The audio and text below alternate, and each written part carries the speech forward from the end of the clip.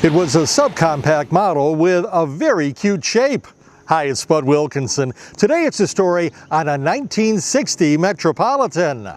It was November 2022 that Bruce Loomis of Bethany, Connecticut, bought his diminutive two-tone Metropolitan 1500 economy model. A couple in Stamford had it. They had bought it in 2014 out of Oregon. They had lost their garage space and husband had recently retired. He was a career auto technician who had owned his own business and took care of it over the years. Loomis spotted the car in an online ad.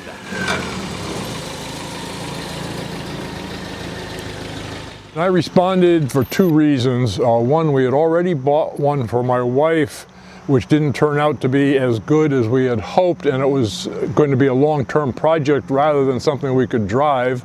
And it was identical to one that my uncle had bought brand new in 1960 and loved and drove all over the place.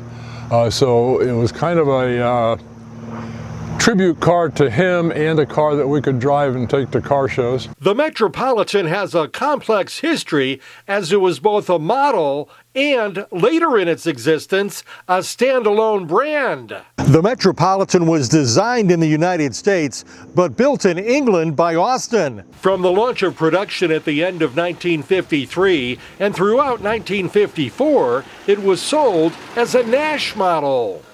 The merger of Nash with Hudson into American Motors in mid-1954 resulted in it being sold in 1955 as both a Nash and a Hudson model. That lasted until the brands came to an end with the 1957 model year. In 1958, individual dealerships ceased to exist, and all dealers were converted to Rambler dealerships.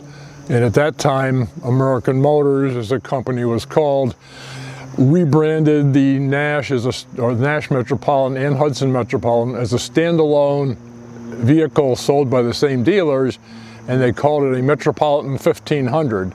So from 58 on, they were Metropolitans with no Nash or Hudson affiliation attached to them. The Metropolitan name lasted until production finally ended in 1961. In the early years, they were solid colors, and then starting in 57, they split the colors to two-tone. I think it was 57, I'm not positive, to two-tone with the white bottom and the colored top. This one is supposed to be Berkshire green, which is very much a turquoise. I'm not sure it's the legitimate color. I think it might be a little too blue, but it's close. The other colors were yellow, red, and black, all with the white combination. What's under the hood and what does it drive like? It's a Austin 1500. It's a fairly smooth, decent running engine. It's only 55 horsepower and is not particularly peppy. I think back in the day when they used to test them, 0 to 60 was in the 22 to 25 second range, which certainly doesn't set any records. A little bit fun to drive, but certainly nothing speedy or overly exotic. But they do have memorable styling. That's my ride. In Bethany, Connecticut for CT Insider, I'm Bud Wilkinson.